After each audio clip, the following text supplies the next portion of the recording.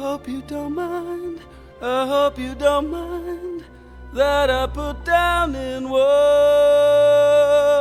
It's Sunday morning on CBS, and here again is Jane Pauley. Now you're in the world. Ewan McGregor won raves for his role in the 2001 film Moulin Rouge. Now, in his latest role, he's playing a legendary and most fashionable man about town, as he explains in conversation with our Tracy Smith.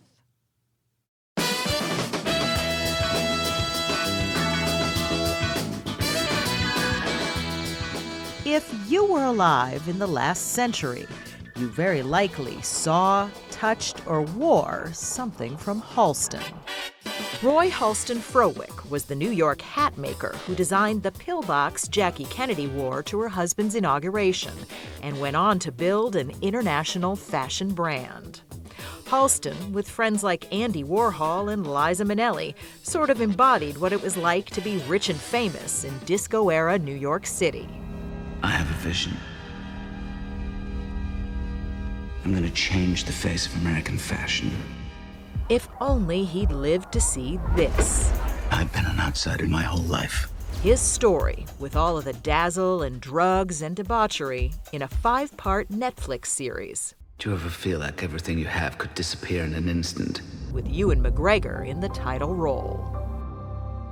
So you're a U.S. citizen now? Yeah. Live here? Yeah. The 50-year-old Scottish-born actor says playing Halston required a lot more homework than usual. So you did all of this kind of delving into the archives, but you learned how to drape fabric? To an extent, yeah. A little bit. I mean, that's a great art. He would take a single piece of cloth and turn it into a beautiful dress. There, now. That's a Halston. Oh my God. I just was worried that if my hands didn't look like they knew what they were doing, it would sort of give me away, you know. So I would practice and practice and practice, and I'd prick myself, and I'd try not to prick the person I was draping, and, you know. McGregor seems born to the role, but this one was something of a struggle. In fact, he says every acting job gives him the shakes.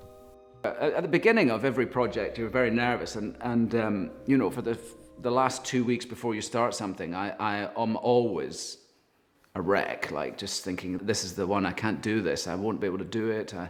I always go through a period of great fear before something. Seriously? Seriously, yeah, every time.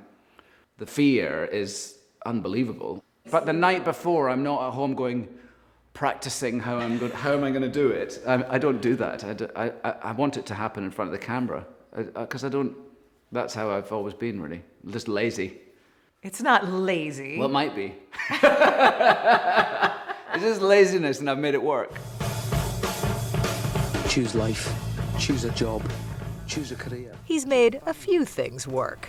In 1996, his turn as a heroin addict in the film Trainspotting made him a star. Come what may. And the films that followed, like 2001's Moulin Rouge, showed his impressive range.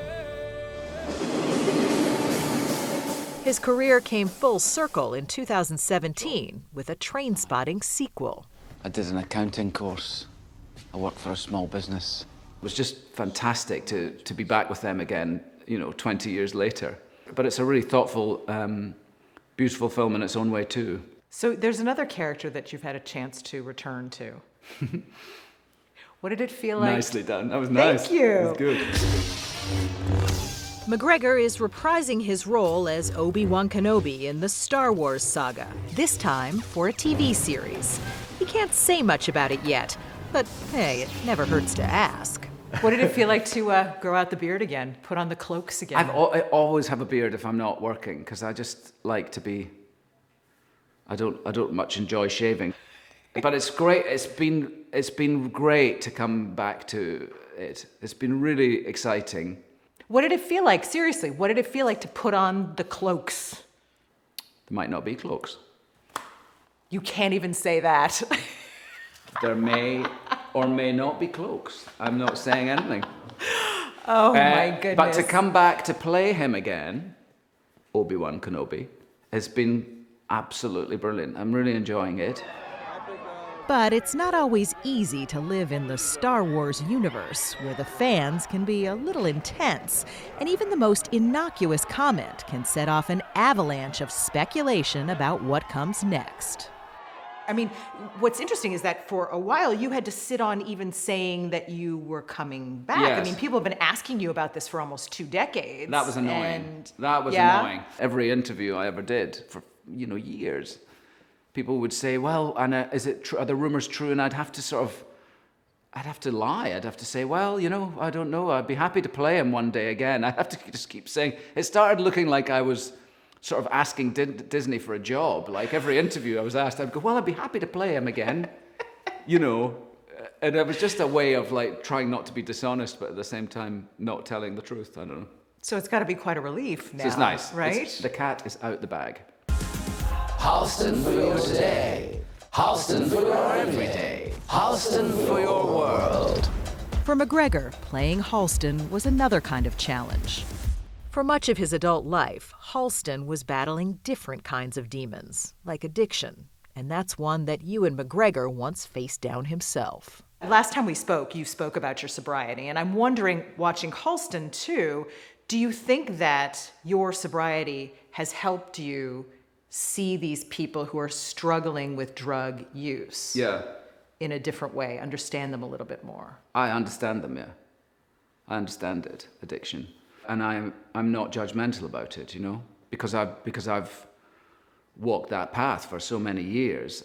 And it's very cunning, and you will absolutely live in denial. People can't see it. So there's Halston going to Studio 54 every night and doing coke, and his business is in terrible trouble, and yet he's still going, I don't have a problem. I could stop anytime I like. I understand that. Yeah. No. No. No. No. Halston, can I have a word? No. For all his complexities, Halston clearly loved being Halston, and McGregor loved being Halston. But he seems to love being Ewan McGregor, too. Halston liked being famous. Yeah. Do you? Yeah. Yeah? I do. Yeah. I love that. It's a very honest answer, yeah? You live and learn, and you deal with it. When I was 25 years old, post Trainspotting, dealt with it very differently than I do now. How so? Oh, come on. You're very good. You're very good. Well, just I think you can become carried away with it. But how did you get carried away with it? I don't know what you mean. I really don't. Well, because if you're focusing on fame, if you think fame is great and you want that, then it doesn't really lead you anywhere. It's a road to nowhere. You'll never wake up and be famous enough. You'll never, you know what I mean? You won't, if that's what you're striving after. I don't know, I'm very satisfied. I like it. So, so in that side of things, you learn that that's actually what makes you happy, is striving to do the best job you can at work and not feeling like you're sort of dogging it or phoning it in, and then that feels pretty good.